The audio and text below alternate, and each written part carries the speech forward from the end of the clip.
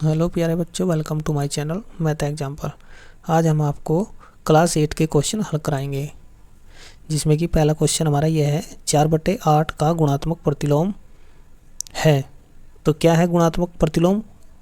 हमेशा संख्या को उल्टा जो कर दिया जाता है उसका प्रतिलोम कहलाता है गुणात्मक। अब इसको क्या बोलते हैं इंग्लिश में? Reciprocal number. ठीक है, तो जब भी आप गुणात्मक प्रतिलोम का पूछेगा तो इस संख्या को हमेशा पलट देना है। तो 8 ऊपर और 4 नीचे। तो देख लो 8/4, तो 8/4 हमारा कहाँ? ये रहा, ये इस क्वेश्चन का आंसर हो जाएगा। ठीक इसी प्रकार ये है 5 का गुणात्मक प्रतिलोम क्या है। अब उसमें तो क्या था, बटे में था, तो इसको कैसे पलटेंगे? इसके नीचे हमेशा 1 होता है। ठीक है, तो अब इसका गुणात्मक प्रतिलोम क्या होगा? उल्टा, यानी कि 1/5। तो कहाँ हमारा 1/5? ये रहा, ये भी है 1/5, लेकिन क्या है इसमें माइनस है, और जबकि यहाँ माइनस नहीं है। तो ठीक है, तो इसमें हमारा आंसर कौन सा होगा? ये हो गया। ठीक है, नेक्स्ट क्वेश्चन, -9 का योज्य प्रतिलोम है। तो योज्य प्रतिलोम क्या होता है कि जो साइन होता है उसके अपोजिट योज्य प्रतिलोम कहलाता है। जैसे अगर ये -9 है तो इसका योज्य प्रतिलोम हो जाएगा 9 प्लस के 9। प्लस लगाओ या ना लगाओ, ठीक है, यानी कि इसका क्या होगा? 9 या भी लिख सकते हैं, या आप +9 भी लिख सकते हैं, क्योंकि इसका हमेशा चिन्ह पलटा जाता है उल्टा। ठीक है, तो इसमें क्या है हमारा? 9 भी है और +9 भी है, तो ये भी है आंसर और ये भी है, दोनों। ठीक है, नेक्स्ट क्वेश्चन, जैसे 196 का वर्गमूल बताइए। तो क्या है वर्गमूल? तो हम क्या करेंगे? 196 के टुकड़े कर लेंगे इधर। 196 के कैसे करते हैं? जैसे लैसे से 2 से इसको काटेंगे तब कितना हो गया भाई? 1 पर तो चलेगा नहीं, 19 पे चलाएंगे पहाड़ा, तो 2 9 18। ठीक है, एक इधर बच गया, कितने हो गए? 16, 2 8 16। ठीक है, फिर 2 से काटो इसे, 2 चौक 8, यानी कि एक बच गया इधर, तो कितना हो गया? 18, तो 2 9 18, ये भी इधर। अब 2 से नहीं कटने का ना, 3 से, 4 से, 5 से, 6 से, 7 से कटेगा ये, तो 7 7 49, ये इससे पूरा कट गया। तो हमारा लैसा यानी कि क्या आ गया इसका? लैसा में क्या है? 2 2 के, इसमें वर्गमूल में 2 2 के जोड़े बनते हैं। ठीक है, तो इस जोड़े में से एक लेंगे 2 का, और इस जोड़े में से एक लेंगे 7 का, तो कितना हो गया? 2 7 14। तो इसका क्या आएगा आंसर? 14। वर्गमूल में हमेशा 2 2 के जोड़े बनते हैं, घनमूल में 3 3 के। अब ये है जैसे 8/27 का घनमूल है। तो यानी कि पहले 8 का फैक्टर कर दो। ठीक है, यहाँ पे 2 से, 2 चौक 8, 2 दूनी 4, 2 एकम 2। ठीक है, तो घनमूल में क्या है? 3 3 के जोड़े बनते हैं, तो 3 जोड़े में से एक ही लेंगे हम, तो 3 जोड़े में से 2 का ले लिया। ठीक है, तो यानी कि 2 ऊपर आएगा, तो 2 ये है ऊपर, इसमें भी है लेकिन इसमें माइनस है। ठीक है, और 27 के भी ऐसे ही टुकड़े कर दो आप इधर। ठीक है, 27 के, क्योंकि ऊपर तो क्या आ गया? 2, अब नीचे देख लो इसके 3 के, 3 9 27, 3 3 9, तो 3 के जोड़े में से भी एक ही लेना है 3। तो क्या है इसका आंसर? 2/3, क्योंकि इसका 2 आएगा, इसका 3 आएगा, तो 2/3 इसका ये आंसर हो जाएगा। अब ये है हमारा 7⁵5, और इसको भाग करना 7⁻2 के बराबर क्या है?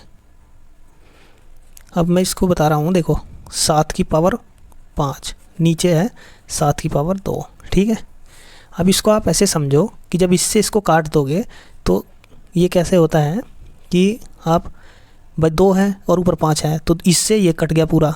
ठीक है, तो ऊपर कितना बच गया हमारा? भाई इसको आप ऐसे करके लिख लो, तोड़ने के बाद 2 × 7। ठीक है, यानी कि हमेशा ऐसे तोड़ लो इसको, 7⁻2 और 3 में। क्यों? क्योंकि नीचे भी 2 है, हम इससे आसानी से काट देंगे। तो ये इससे कट गया, तो हमारा आंसर क्या आएगा?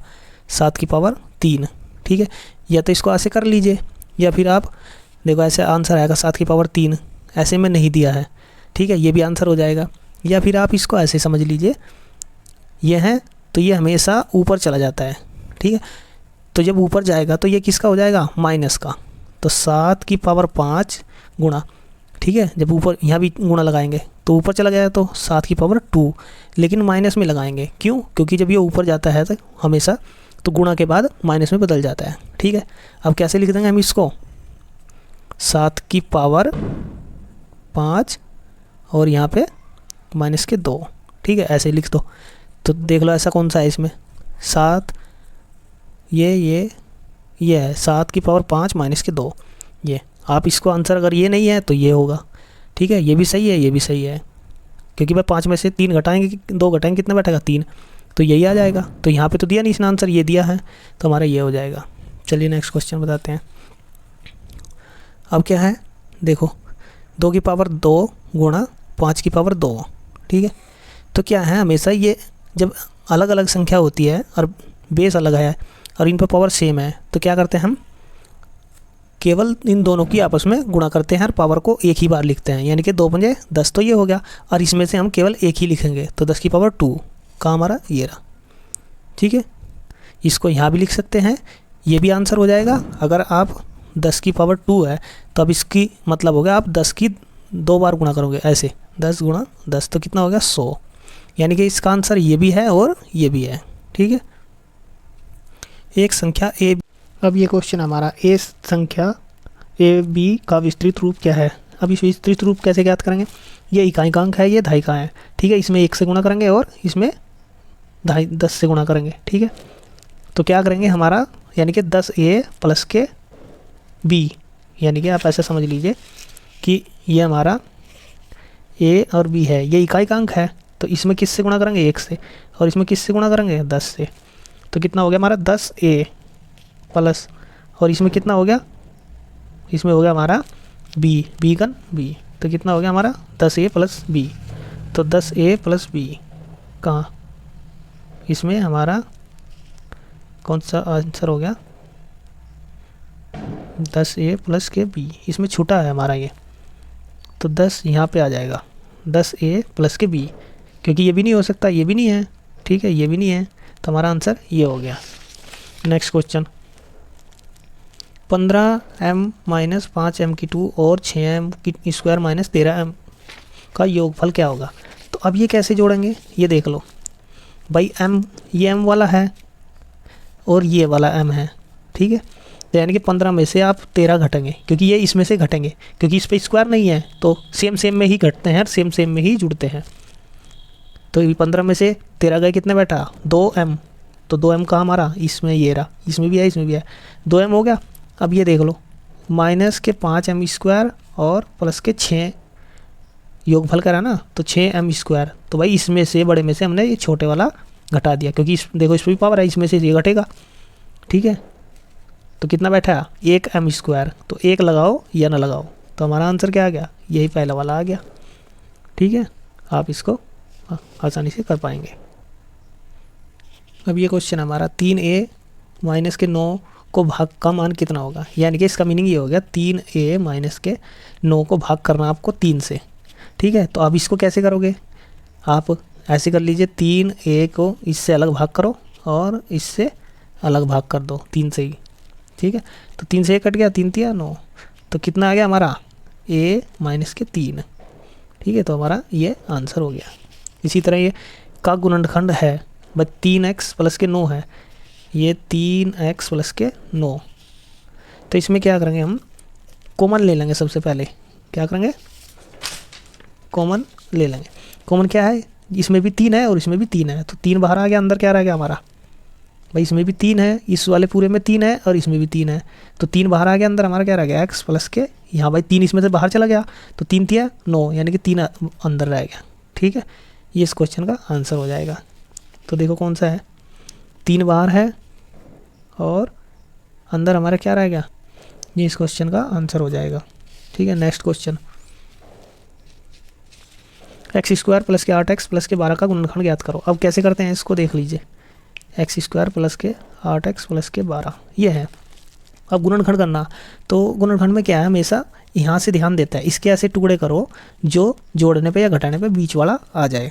तो 12 के टुकड़े कैसे होंगे, 6 गुणा 2, तो जोड़ेंगे तो 8, बस 6 दूनी 12 होते हैं, लेकिन जोड़ेंगे तो बीच वाला आना चाहिए, तो 8 हो जाएगा। फिर इसके क्या है, इसके 4 गुणा 3 भी होता है, तो 4 3 12 भी तो होता है, लेकिन जोड़ेंगे तो कितना हो जाएगा हमारा 7, लेकिन ये 7 है नहीं बीच में, तो इसका मतलब ये तो चलेगा नहीं, ये चलेगा, यानी कि ये टुकड़े चलेंगे 6 और 2, ठीक है। तो अब हम क्या करेंगे, यहाँ देख लीजिए, एक्स स्क्वायर प्लस के 6x प्लस के 2x, इनके पीछे x लगा देंगे, ठीक है, ये वाला x प्लस के 12, ठीक है। अब क्या करेंगे, हम कॉमन ले लेंगे, कोष्टक बंद करके 2 2 का, तो इन दोनों में कॉमन क्या है x, अंदर क्या रह गया हमारा, भाई इसमें से एक x तो बाहर चला गया, x प्लस के 6 तो यहाँ क्या रह गया हमारा 2, और यहाँ हमारा x रह गया प्लस के 6। देखो इसकी गुणा अंदर करो, 2x ये रहा, 2 6 12 ये रहा, ठीक है, कॉमन ऐसे लिया जाता है। तो अब इसमें ये कॉमन है तो इसको एक लिख लेंगे बाहर। अब बच गया क्या हमारा, ये और ये, x प्लस के 2। तो ये इसके आंसर हो गया, टुकड़े यानी कि गुणनखंड। देख लो कौन से है, ये हो गया इसका आंसर, ठीक है। ये नहीं हो सकता क्योंकि इसमें माइनस है, देख लो ये भी नहीं है, माइनस है कि, ठीक है, प्लस है तो प्लस वाले ही हो गए, ठीक है।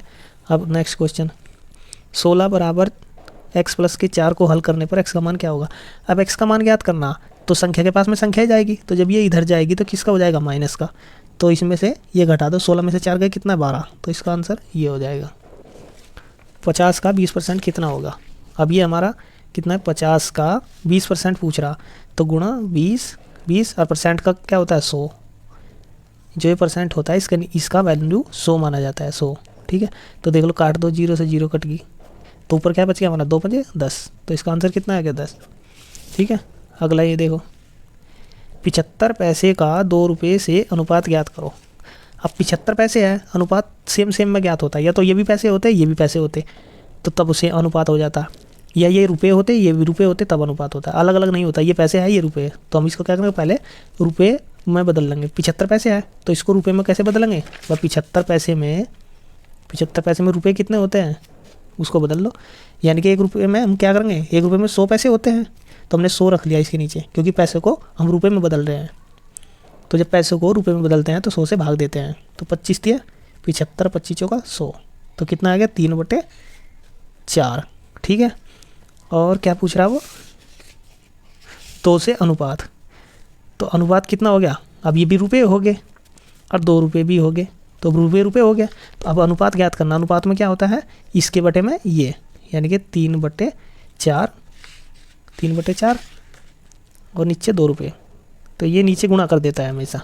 तो ऊपर कितना हो गया, 3/8। तो अनुपात कितना हो गया हमारा, 3:8, ठीक है।